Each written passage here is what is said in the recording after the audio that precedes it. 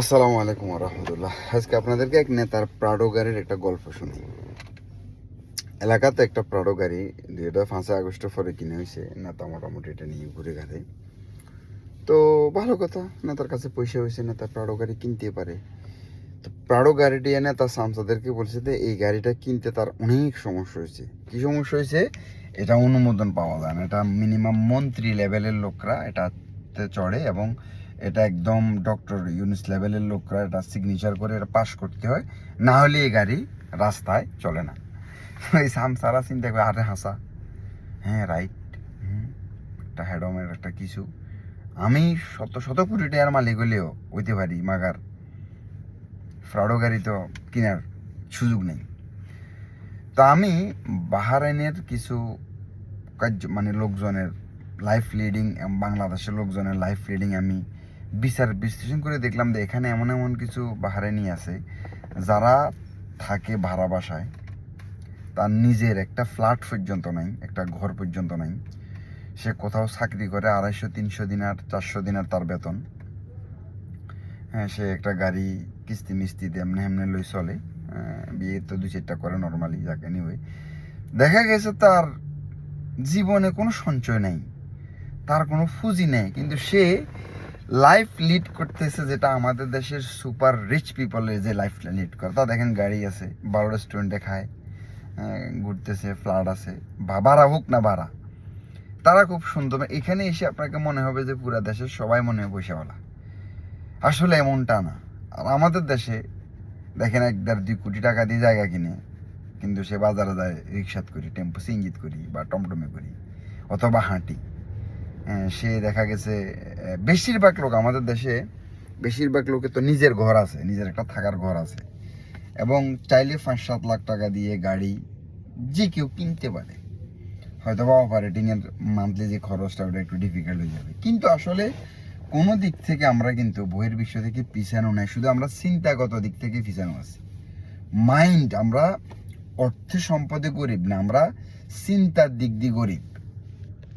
আমরা সারাদিন না তার পিছনে ঘুরি যে যদি 200 টাকা নেতা খানা লাই দিই, আমি রাজমিস্ত্রি কাম করে আমি 600 টাকা ইনকাম করতে পারি। হ্যাঁ, আমি চুরি ডাকাতি সামসামে করে যদি মাসে 20,000 টাকা ইনকাম করতে পারি, আমি যে কোনো ছোটোখাটো একটা ব্যবসা করি মাসে 50,000 টাকা ইনকাম করতে পারি। চিন্তাগত দিক থেকে আমরা এখনো গরিব রয়েছি। আর যতদিন দেশে অশিক্ষিত মানুষ থাকবে, বোকা মানুষ থাকবে, বেকার মানুষ থাকবে, ততদিন নেতারা এদেরকে ভুং ভাং বুঝাই তারা ব্যবহার করবে। যখন থেকে মানুষ নেতাদের পিছনে ফ্রিতে ঘুরে খেমা দিবে, নেতারা হেলোস করবে, লগে লগে লোক 200 ফাইতো ন, হ্যাঁ, তখন যাই দেখবেন এদেশে জনতা আর নেতার ভিতরে পার্থক্য থাকতে হবে। তখন নেতারা জনতার পিছিয়ে পিছিয়ে ঘুরবো। ঠিক যেরকম এইসব দেশে বোর্ড হয়, নির্বাচন হয়, কই জিন্দাবাদ জিন্দাবাদ কয় নেই, সুযোগ আছে নেই। এদেশে অনেক এমপির বিভিন্ন কফি শপ আছে, রেস্টুরেন্ট আছে, ব্যবসা বাণিজ্য আছে, নর্মাল ব্যবসায়ী রেলে মারাইয়ে স্যাকর দরের বন্ধ করে দিয়ে কোনো কিছু কিছু করার নেই। তা আসলে যতদিন পর্যন্ত এই নেতারা জনগণকে ধোকায় রাখবো, মোহে রাখবো, সাফাই রাখবো, দাবাই রাখবো, ততদিন পর্যন্ত এদের নেতাগিরি চলবো।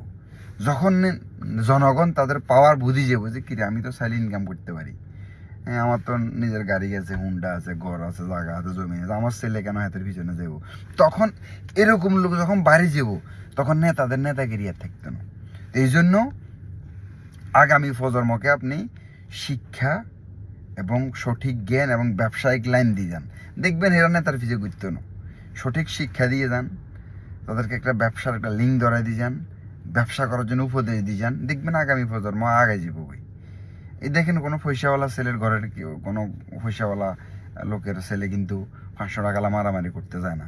এই যে নির্বাচন আসতেছে, কতগুলা লোক মরবো, সব মধ্যবিত্ত গরিব ঘরের ফলাফানগুলো মরবো। একটা পয়সাওয়ালা ঘরের ছেলে এগুলাতে যাবে না, একটা মন্ত্রীর ছেলে যাবে না, একটা মিনিস্টারের ছেলে যাবে না, একটা ব্যবসায়ীর ছেলে যাবে না। কেন? সে 500-1000 টাকা তার মারামারি করার দরকার নেই। এই জন্য নেতারা আপনাদেরকে বিভিন্ন ধোকায় রাখবে যে ফ্রাডো গাড়ির টাকা হইলে ফ্রাডো গাড়ির বহল লোক উঠতে পারবে, 30-40-50 লাখ টাকা দিয়ে গাড়ি পাওয়া যায়। তো 50টা ফ্রাডো গাড়ি নিয়ে ঘুরো না, কোনো সুযোগ, কোনো অনুমোদন কিছু লাগে না, তাই হলে কিনা রোজ রোজ কিনা যায়।